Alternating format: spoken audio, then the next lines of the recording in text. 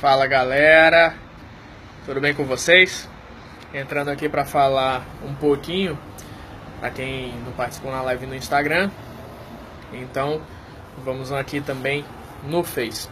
Pessoal, me perguntaram muito sobre o que eu achava, né, o meu posicionamento sobre o orçamento público, como é que a gente pode fazer, a questão do Ministério do Trabalho, notícia do Ministério do Trabalho, já aí vai excluir o Ministério do Trabalho. Pessoal, não tem nenhum problema com relação a isso, tá certo? Fiquem tranquilos, ninguém vai perder emprego, direito trabalhista por causa da pasta do Ministério do Trabalho sendo trazida, anexada para outro ministério, tá ok?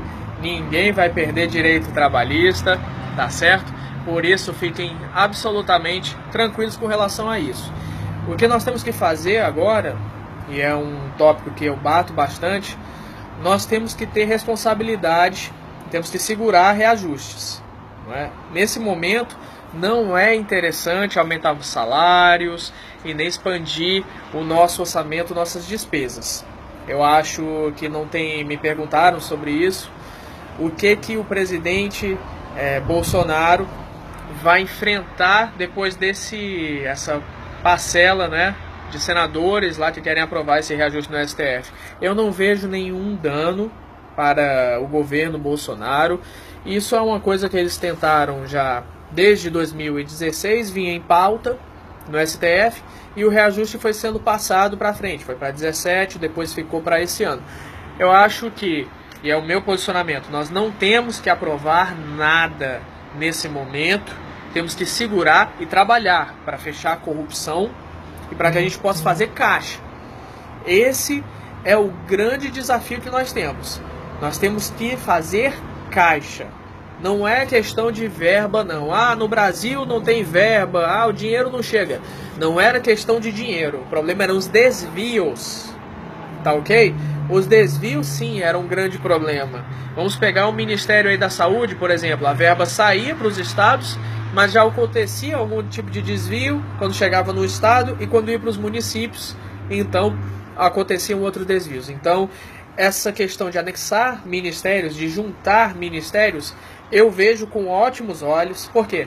Porque você cria toda uma nova configuração para que você tenha controle do restante da verba. Como assim, Rafael? Como é que acontece isso? Bom, quando você faz, pessoal, essa nova organização, o Ministério agora tem uma nova pauta. Ou seja, você agora tem um controle do pessoal que está lá e de tudo que está acontecendo você tem como colocar praticamente rastreadores. Ou seja, agora que é um novo ministério, nós vamos fazer assim. Nós vamos colocar o dinheiro e ele vai ser destinado para a pessoa tal no estado tal, por exemplo, digamos assim. E aí, o que antes não era rastreado, agora vai ser. Agora você tem Sérgio Moro, ministro da Justiça, e todos os ministros estarão juntos nessa mesma linha, combatendo a corrupção. Ou seja, nós destinamos uma verba aí, de 150 milhões de reais para a saúde, digamos assim. E você pode trabalhar também o que é obrigatório, por exemplo, a Seguridade Social, né? Nós temos saúde, assistência e a Previdência Social. Isso tem que ser salários de servidores públicos, aposentadorias e etc. Tudo isso tem que ser colocado. Ok, mas você pode rastrear a partir do ano que vem. Como assim? Bom, se a verba foi aprovada e não chegou, então você tem como descobrir agora onde que foi o vazamento e tampar esse vazamento. Então é muito importante nesse momento que a gente consiga ter um controle a partir de 2019, tá ok? Então, me perguntaram sobre essa questão de orçamento, está respondido. E também sobre o Ministério do Trabalho, tá bom? Ministério do Trabalho, ninguém vai perder nada com a extinção do Ministério do Trabalho. Na verdade, ele vai ser anexado a outro ministério. E o que nós temos é o fim de uma burocracia e de gastos excessivos que não tinham nenhuma missão. Não é? Não precisa de um ministro do trabalho para garantir direitos trabalhistas. A legislação trabalhista está aí. Está prevista inclusive na Constituição e na lei também, na própria legislação trabalhista. Então, o trabalhador não precisa de um ministro do trabalho para garantir seus direitos, nem emprego. Então, isso aí não tem problema nenhum. Você pode anexar sem maiores consequências, inclusive é bom.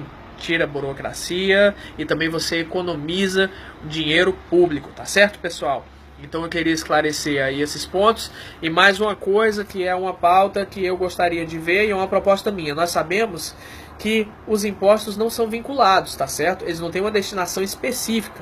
Muita gente reclama, olha, eu pago o IPVA aqui, o imposto estadual, e ele não é destinado, ó, as ruas, olha aqui atrás. As ruas estão esburacadas. Ah, não, como é que pode? A gente paga o IPVA. Pessoal, os impostos não são vinculados, ou seja, não tem uma destinação específica. Ninguém previu isso aí, que parcela do IPVA seja utilizada, por exemplo, um determinado percentual para conservação da malha viária. Entendeu? Então, é uma proposta minha, nós temos que trabalhar com relação a isso também, para vincular pelo menos percentuais dos impostos da arrecadação tributária, para que a gente possa trabalhar. Tá certo? Então, pessoal, fora isso, as novidades são que o presidente Bolsonaro está bem, não é? Ele vai estar aí na próxima semana trabalhando muitas pautas com a equipe de transição, não é? Tá tudo correndo muito bem, vai ser operado logo após, não é? Ser empossado. E aí, ele mesmo disse, né? Espera tomar um mergulho na praia.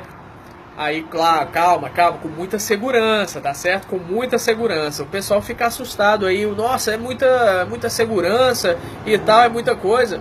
Olha, deixa eu dar um salve aqui, ó, pra Vânia. Oi, Vânia, tudo bem? Boa noite, obrigado pela participação, viu? Tamo junto. Então, o que acontece? O pessoal tá preocupado com a segurança do presidente. É assim mesmo. O presidente dos Estados Unidos não vai para lugar nenhum sem uma equipe gigantesca de segurança, pessoal. Tá certo? A limusine presidencial tem conta, inclusive, com bolsas de sangue do tipo sanguíneo do presidente e uma equipe preparada para fazer transfusão dentro do carro. Tá certo? Então, tudo isso aí é normal num país. O que acontecia é que antes a gente tinha um presidente ou presidentes e até uma presidente que são, na verdade, aliados do crime.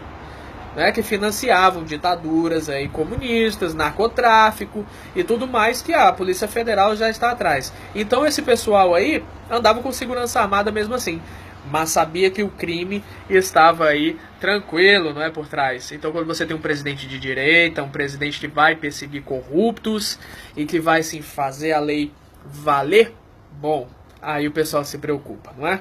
Então, ó, pessoal, eu queria só deixar esse recado aqui, sei que já está tarde, amanhã eu gravo mais, tá certo? E a gente vai aí conversando juntos daqui pra frente. Muito obrigado pela participação, uma boa noite pra todos e até mais. Valeu!